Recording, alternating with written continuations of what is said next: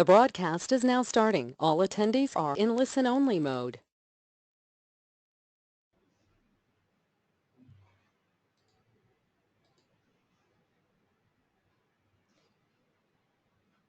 Good afternoon and welcome to AMIC's first in a series of 5 webinars on digital transformation.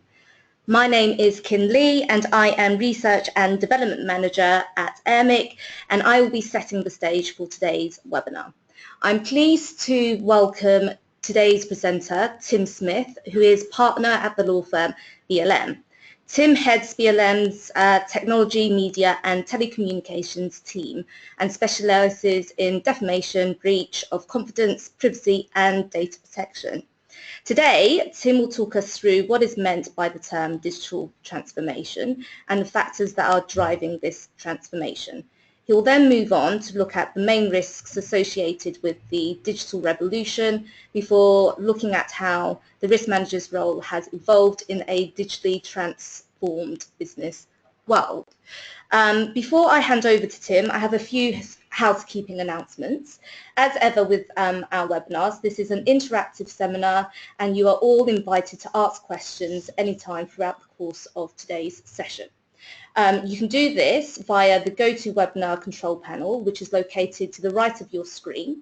Simply scroll down to the Questions tab, type your question in the allocated box and submit it by selecting Send Privately. I will then post your questions to Tim towards the end of the presentation. We'll also be polling you during the course of the webinar and presenting the results straight away, so please do participate. And lastly, the slides are available for you to download from the GoToWebinar control panel just under the Handout tab.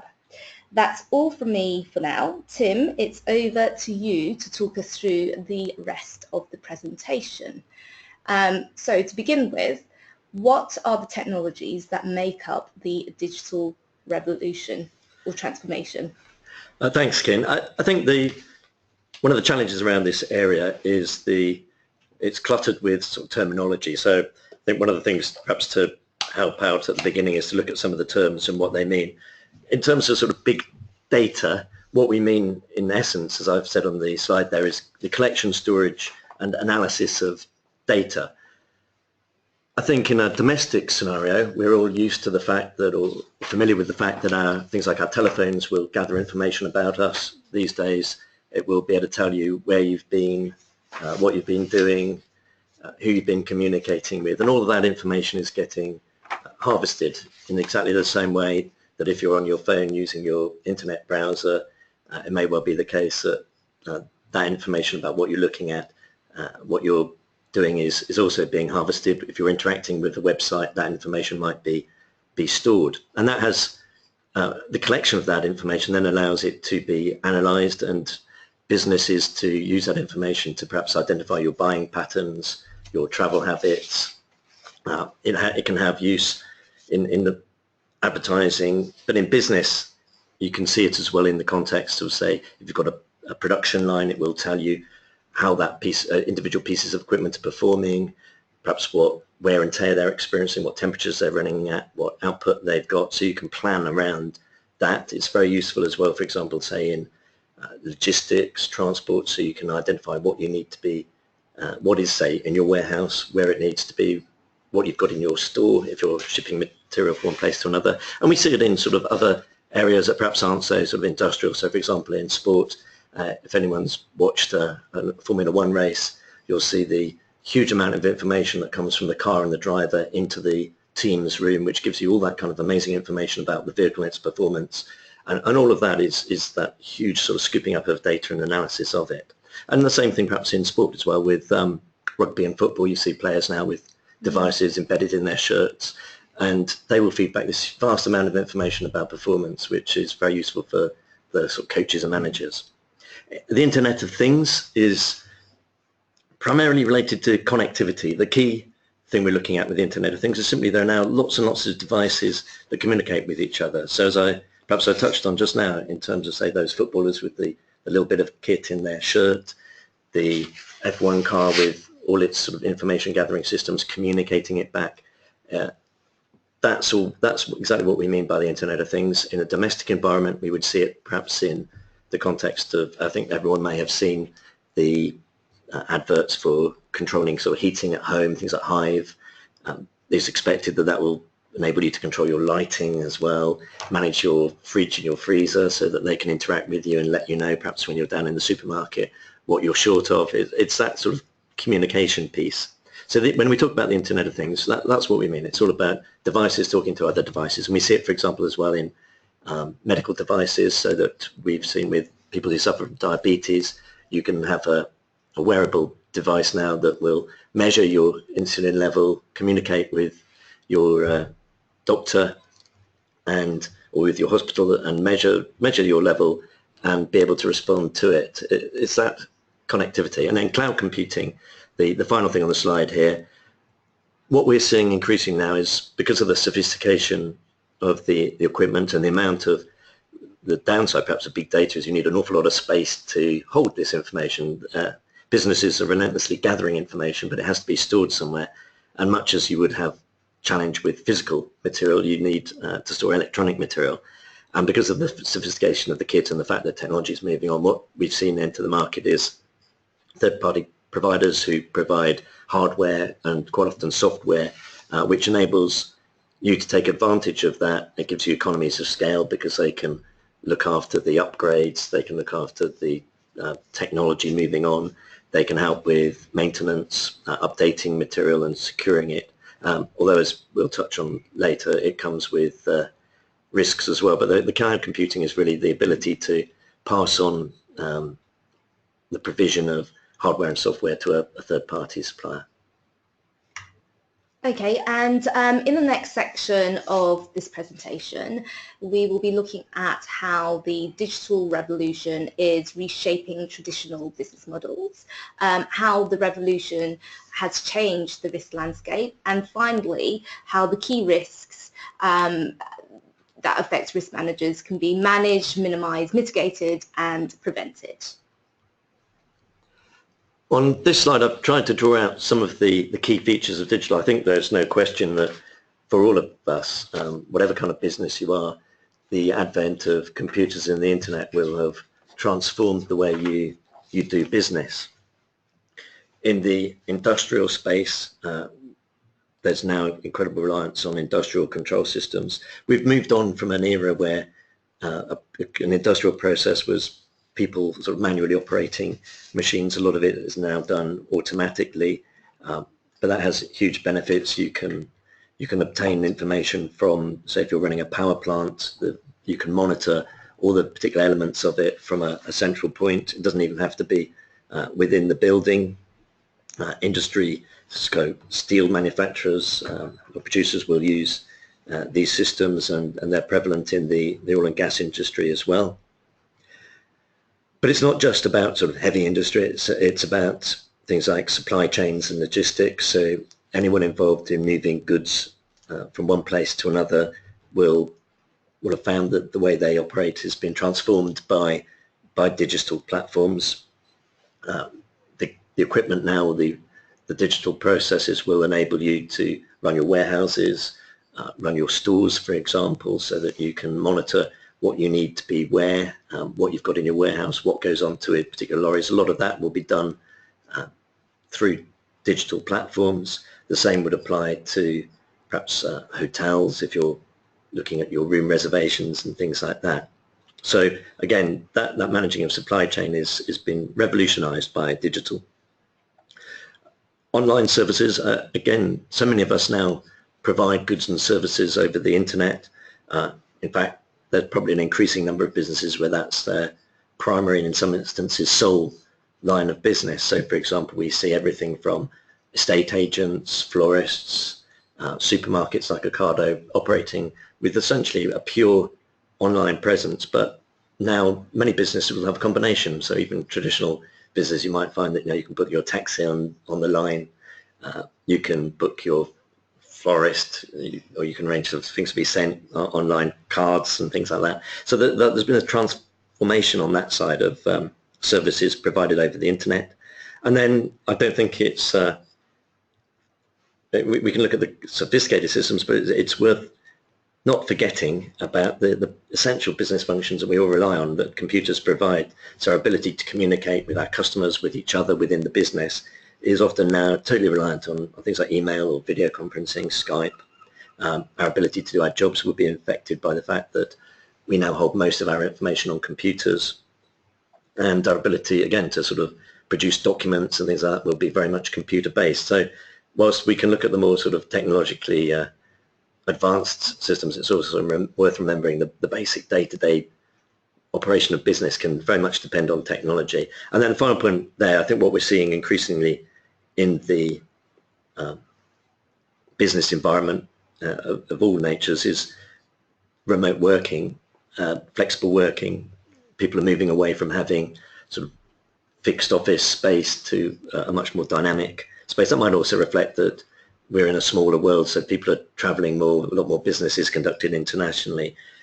It's sort of about ease of work. It's about making it easier for people to do their jobs. So you might find that, I imagine a lot of risk managers will have a laptop. It enables you to access your systems from wherever you happen to be in the world, which can be fantastic. On the risk side, we do look at that as a potential risk, because the more routes you have into your system, the more areas of exposure you may have. Okay, and before we move on to consider the main risks associated with the digital revolution, it is now over to you, the audience, to give us your thoughts through a short poll. So this is appearing on your screens now. So thinking about your company's technology risks, who poses the biggest threats to your business? If you can make your selection from that list below, we'll give you a minute to make your selection. So if you can do so now.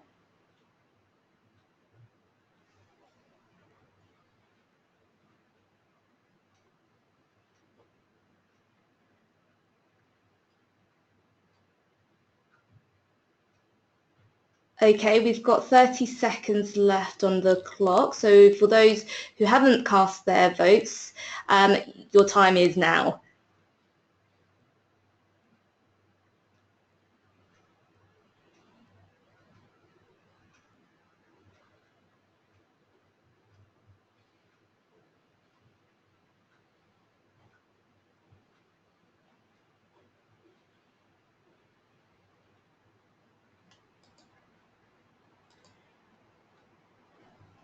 Okay, so Tim, as you can see there, there's 44% of our members believe the biggest threats arise from human error amongst their own colleagues. And then we've got another 44% believing it's external cyber criminals.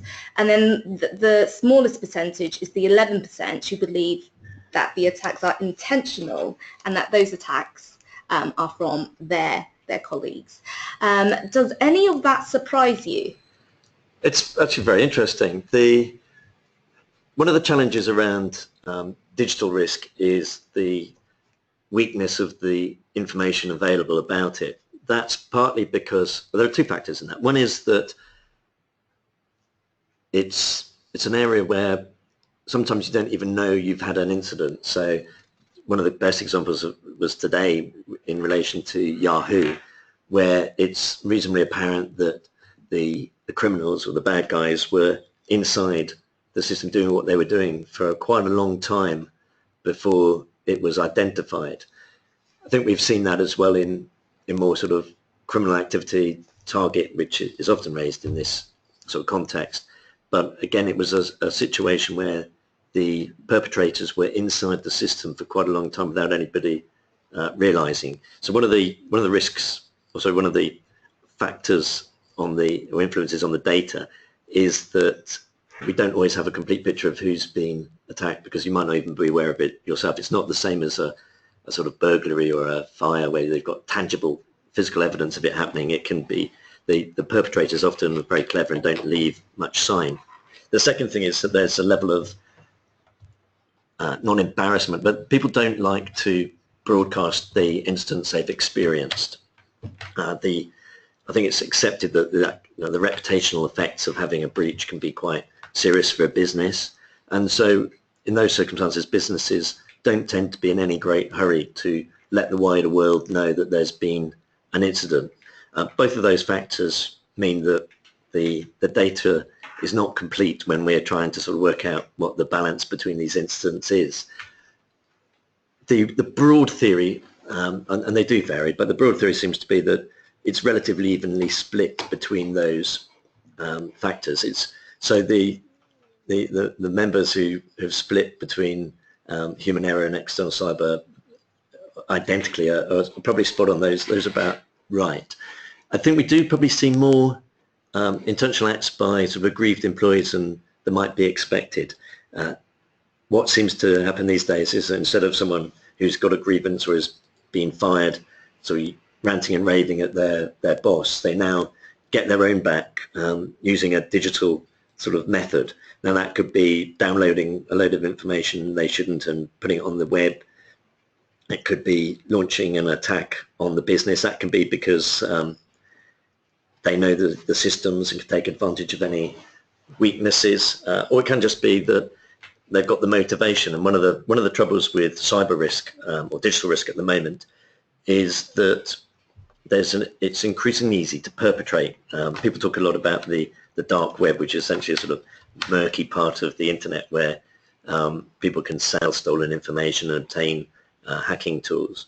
But it's remarkably easy now for people to go and find a piece of kit that they can launch at their employer or former employer's systems and work out where any weaknesses are. We've seen that, for example, in an educational institution where a disgruntled employee did exactly that. They went home, found some weaknesses. Again, one of the troubles with technology sometimes is that there's always a focus on functionality and keeping the system operating and making it do what all the employees and bosses want to do.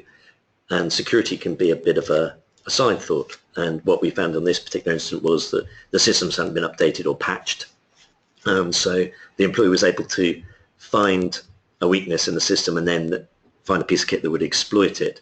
And that enabled him to bring the entire system down.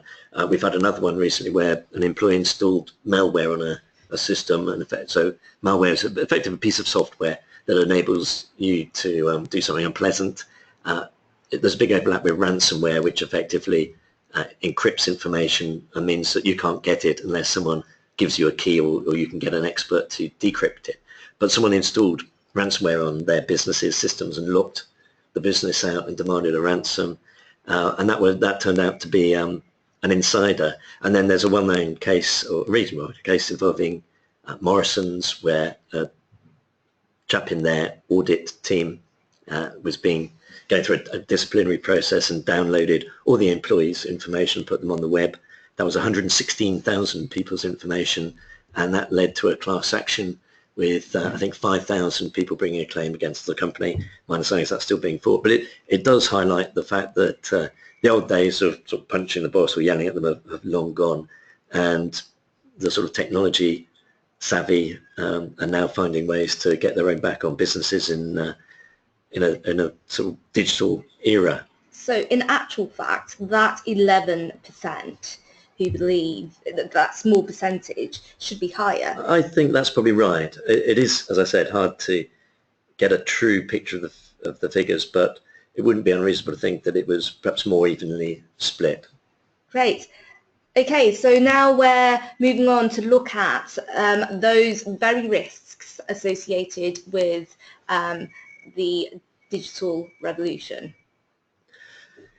Yeah, in this slide, I think the first point I'd make is that we're looking at those two types of risk, the sort of internal and the external. There can be a lot of focus on crime, and again, it's interesting that risk managers, perhaps with their unique insight into people doing things they shouldn't do, are very alert to the fact that human error can be very much to play here. I think in the media there's a lot of focus on the crime side of it. Perhaps it's more glamorous, but in fact, this is still an area where a lot of the problems are caused by people doing things they shouldn't do, and in many ways the thing with digital and technology is that it's just made it easier. That in the old days, if you in a paper-based environment, it was a limit to how much information you could accidentally send to somebody. The problem with digital is that you can effectively send a lorry's worth of information to the wrong person. Now, at the press of a button, the amount of damage you can do through inadvertent acts is quite enormous. And then I think the internal sort of wrongdoer that is also, as I've just mentioned, something to bear in mind.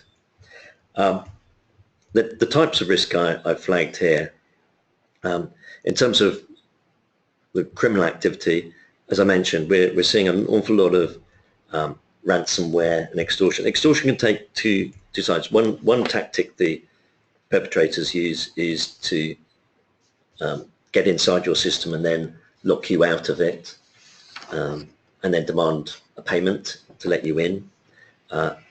Another aspect of extortion is that they might try and take down your sort of website, your external or your customer-facing platforms, and that's one of the downsides really of the Internet of Things. We've got so many devices now that all communicate with each other.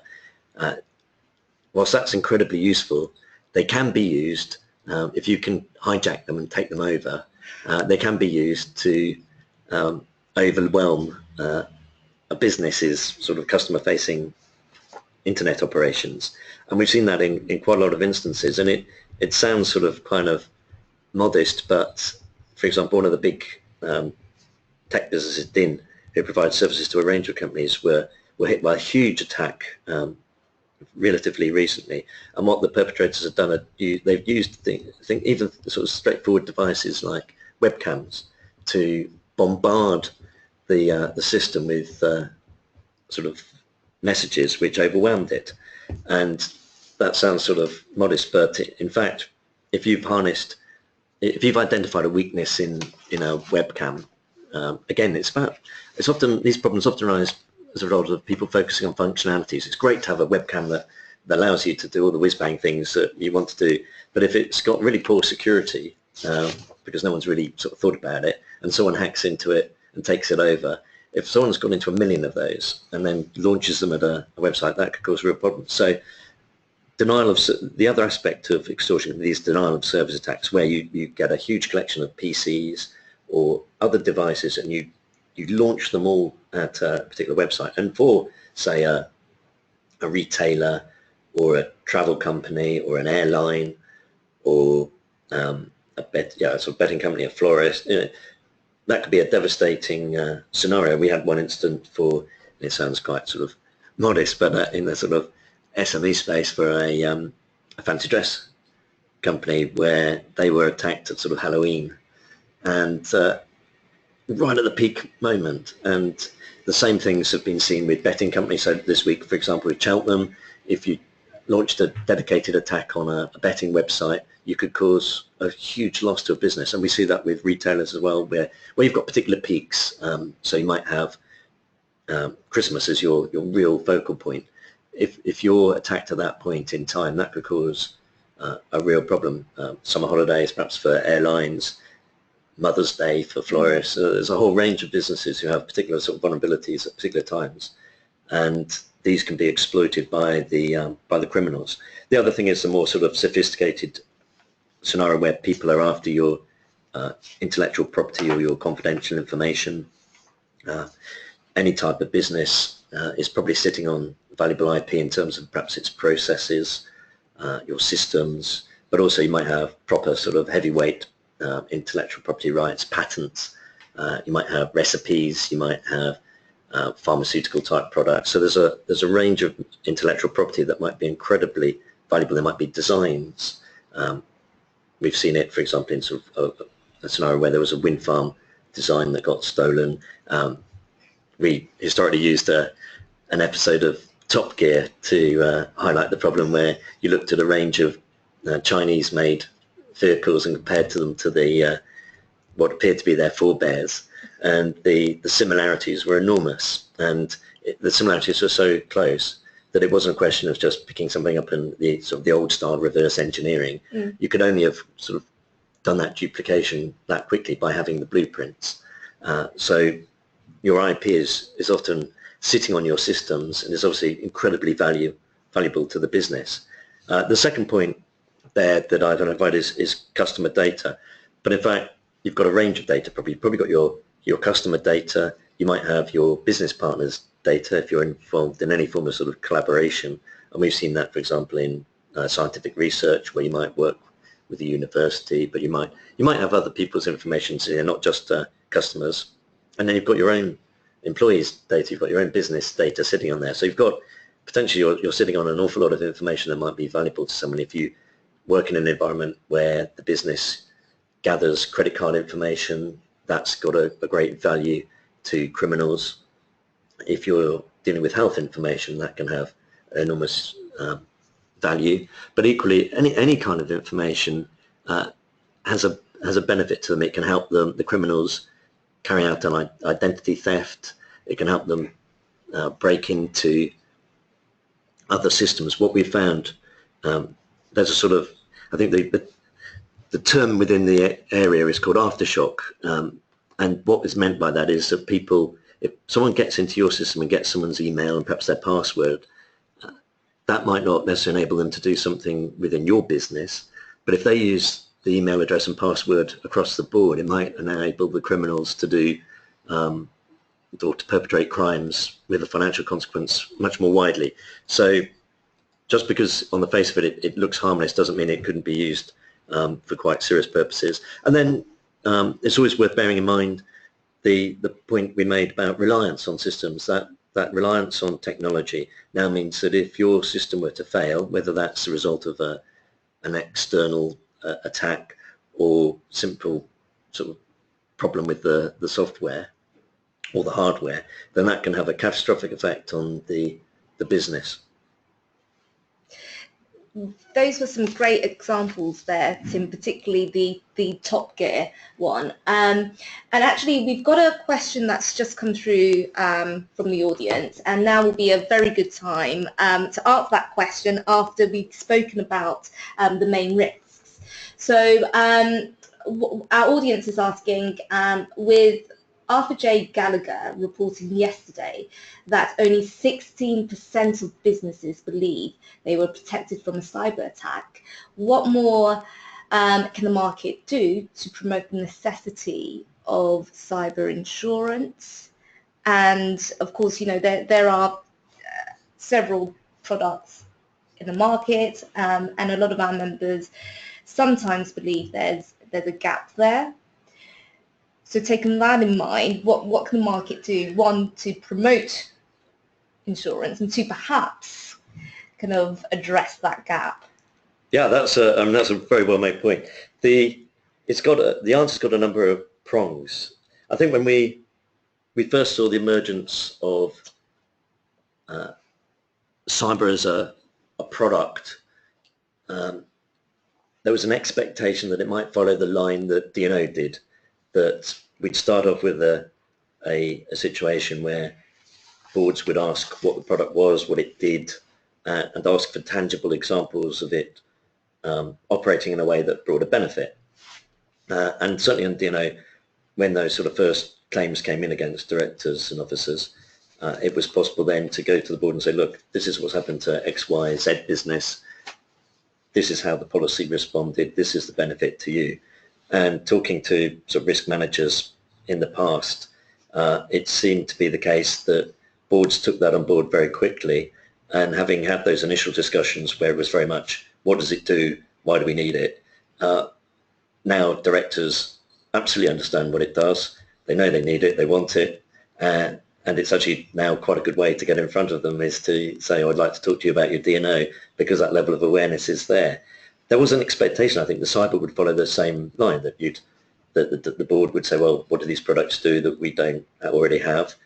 So part of it is understanding where your traditional policies stop and start and where cyber policies come in. That can be a difficult exercise. Part of the difficulty is that this is a fairly sort of rapidly moving area, so the the policies are changing all the time. The policies, there's no standard wording in the market at the moment. I think insurers are using their wordings as a differentiator. So there's no great desire on their part necessarily at the moment to standardize. But that means when you're buying cover, sitting down and comparing what different policies do is incredibly difficult. We've just as an aside, we bought cover, but partly because I was one of the people who sort of advocated it, I was tasked with reviewing the comparison that our brokers had done. And it wasn't straightforward. Even for someone who spends a lot of time in a professional capacity reading insurance policies, the way that the different policies were structured made it quite difficult. So one of the things the market can do in the long term is move towards policies that are easier to understand, that have common wordings. It might take a little while to get there. The role of the broker is very important in that, to help explain what the products do and how they fit in with your wider portfolio of products. So what we've tried to do when we in that space, one of my colleagues put together a careful sort of table. It's partly about what the cover responds to. So it's about the trigger. So a lot of your property related risks will normally cover you for triggers which are physical, like a fire, flood, whatever. They don't necessarily protect you against something that's caused by a sort of electronic or digital trigger. And then what you also find sometimes is that those same covers don't also necessarily protect your intangible property. You might have fantastic cover for your physical risks, but your intangibles aren't necessarily covered. So it's a question of looking at not only what triggers the policy, but also then what assets are covered by it. And it is possible to do a sort of gap analysis. And again, brokers, I think, are getting increasingly good at this. And there's a growing market of specialist brokers who do work in the cyberspace, who can help you through that process. Because I think the bottom line is everyone wants a business to have the complete cover it needs and wants. So there's no appetite for there being gaps. Gaps aren't good for the business, they're not good for the broker, and they're not good for the insurer, because no insurer wants to find a situation where an insured is uninsured and not aware of it.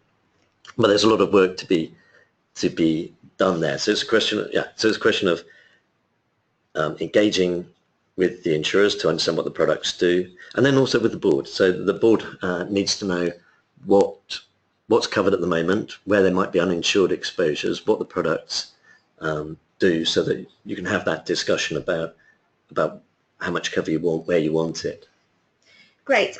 Tim, before we move on to look at the changing role of the risk manager, we do have another question about cyber insurance, and this is coming from a Gary Marshall.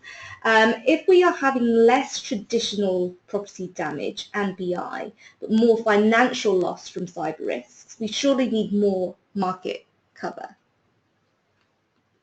Yeah, I mean, I think one of the interesting sort of aspects of cyber is that initially it was very focused on data loss, sort of personal data, occasionally had IP cover built in, but it's absolutely normal now to find some business interruption and financial loss as part of it. Again, part of the discussion is about where your crime cover begins and ends, and where your cyber cover kicks in. But it's about making sure that between the two, they cover you for all eventualities. Certainly, business interruption is a big area. One of the interesting things, sort of talking to people on the insurance side, is that traditionally you find that property underwriters have got in-depth understanding of how business interruption works. They're very familiar with it, but they're less familiar with the triggers that we deal with in cyber, whereas cyber underwriters are very technology savvy, but business interruption traditionally isn't always something they've looked at in detail. So it's a question of blending those skill sets. I hope that answers the I'm sure it does. So in this section of the presentation, we're now going to look at the changing role of the risk manager, particularly how the digital economy is changing the risk manager's role, what skills risk managers need, and what gaps there are in terms of skill set. So Tim, back over to you. Thanks. Just sort of 3 points to pull out of this. I think the first one is really, to emphasize the reliance on technology now, that I think, when we've looked at it in our own context, 20 years ago, our main concern might have been our Manchester office burning down, or the London office flooding. Now we'd be up and running within an hour or two. The fact that our lawyers could wander around to Starbucks with their laptops, be up and running on Wi-Fi, could go home, remote access, we would probably be able to be up and running very, very quickly.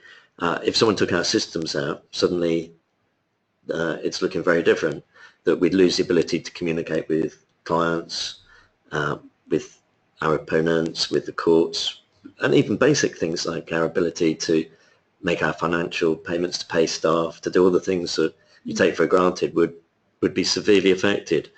I think that just reflects the wider consequences for other businesses. I think we're all in the same boat, that actually now your physical risks remain, but the damage that can be done if your digital platforms are attacked is enormous. So that reliance is something that's important to bear in mind.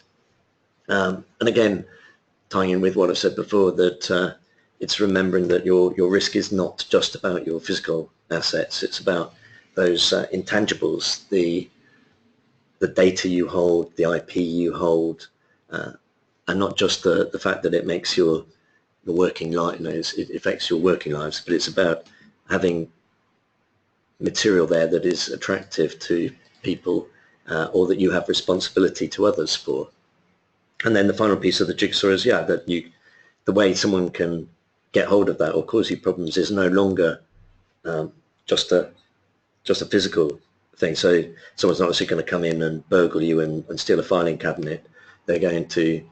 It's far more effective for them to come in and do it electronically. And in fact, the challenge around risk here is that for the perpetrator, it's a cyber or digital attack is by far a more lucrative and risk-free or lower risk way of carrying out a crime than a physical crime. I think the days of the sort of the Hatton Garden type robbery have long gone, and perhaps the average age of the perpetrators there is indicative of that. If you're criminally inclined, you don't have to be. The fact that a lot of this material is so readily available on the web, you don't have to be criminally inclined to start on your path to cybercrime.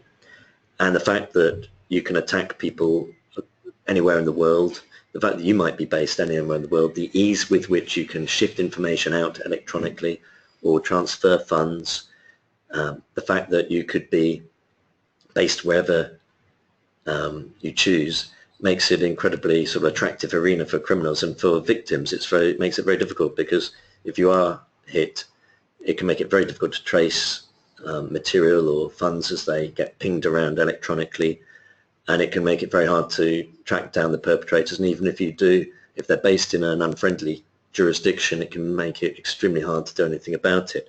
So the new vectors, really, that's the thing to bear in mind here, that the reliance on the technology creates those risks in terms of extortion and ransomware, because people, I'm afraid, in this day and age, if they spot that you've got a vulnerability or a dependency, they'll exploit it. And that's increasingly what we're saying. Some of the experience in the US is slightly different to the UK, but certainly in the UK in the last sort of year or two, things like that sort of ransomware exploitation have gone up dramatically. Lovely. Tim, before we move on to the next slide, it is again over to the audience for your thoughts via a short poll. which is appearing on your screens now. So to what extent do you work with your Cisco and IT teams on technology-related risks? If you can make your selection now, and we'll give you 1 minute to respond.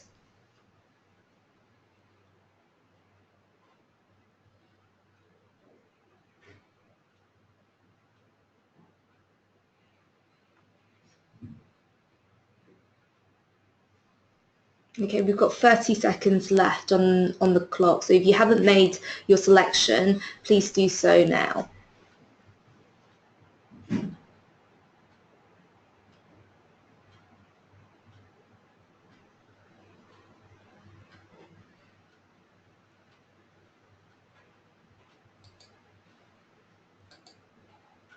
Right, so Tim, looking at these results, the vast majority often work with their IT teams.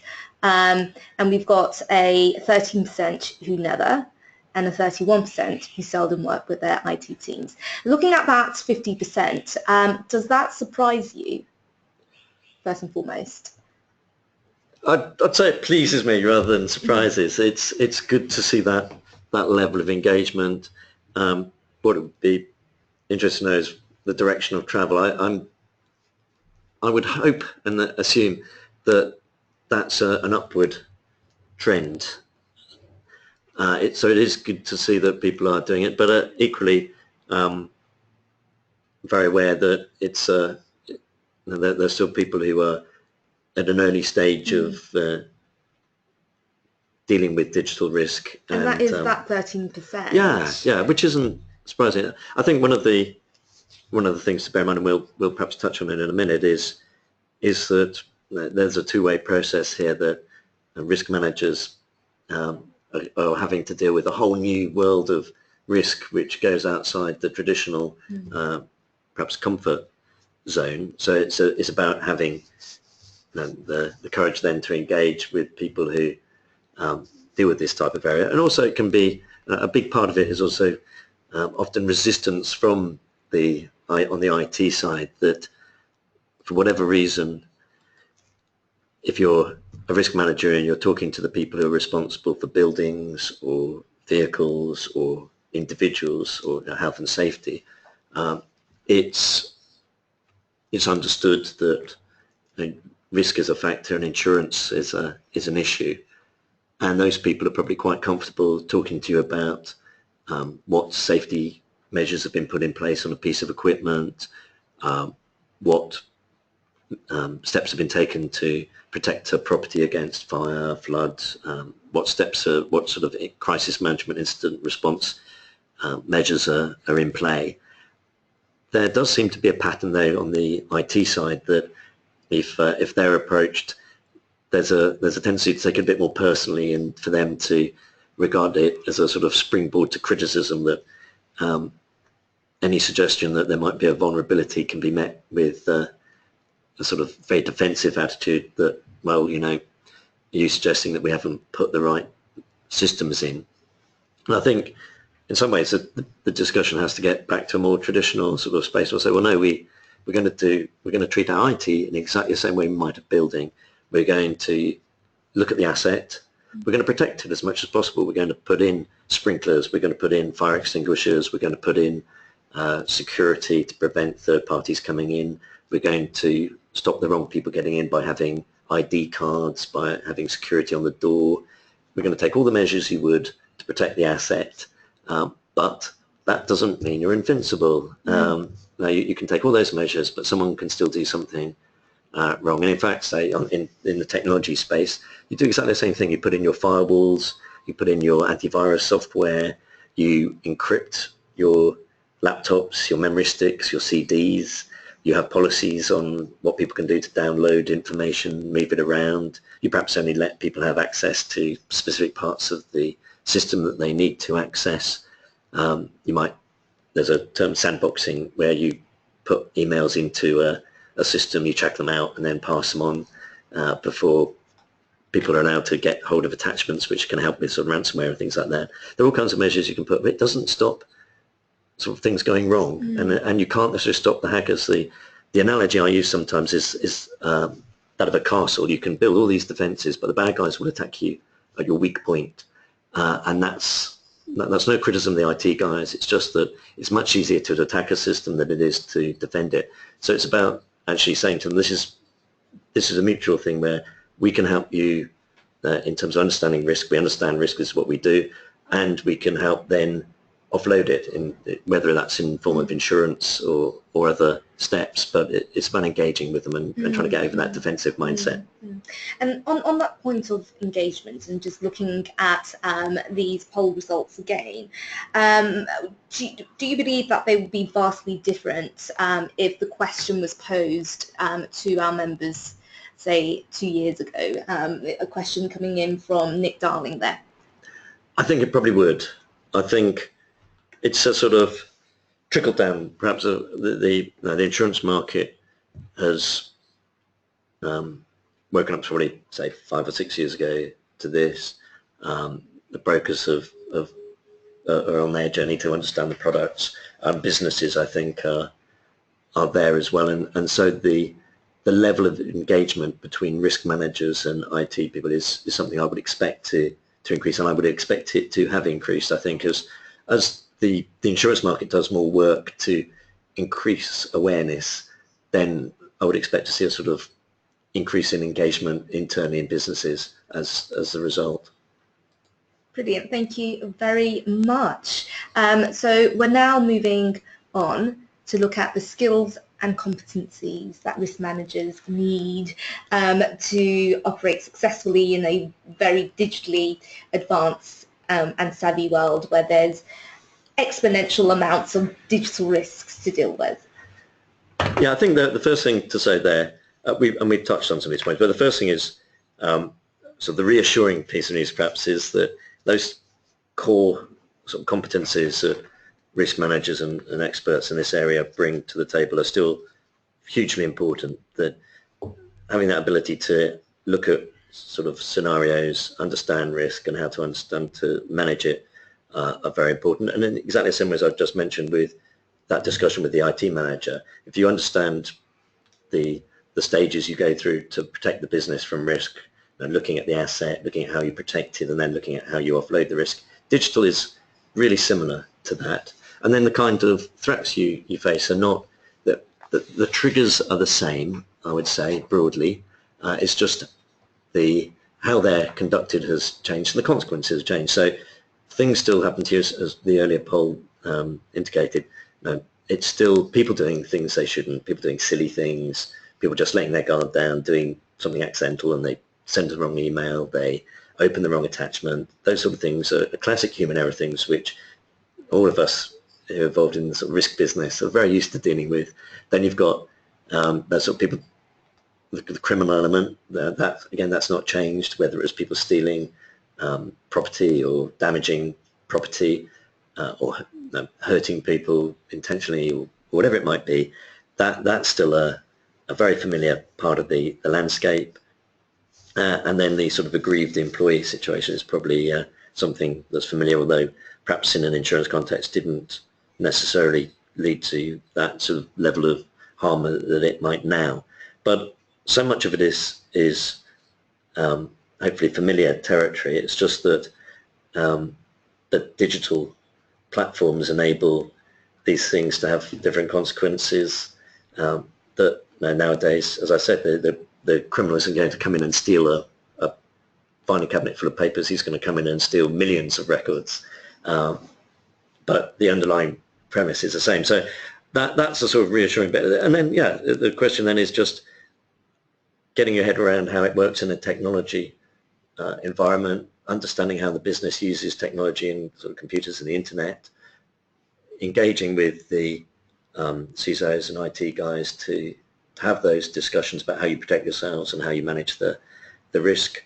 And then, yeah, the sort of final point there, 5, was perhaps another sort of reassuring bit that there's an element where technology makes all of our professional lives so much easier. There are benefits for risk managers as well as everyone else in using technology, the ability to communicate so quickly and effectively with people throughout the organization, to have those sort of Skype conversations with an IT department who might not be based where you are, to collect data about incidents and events, see patterns and trends in things that are happening.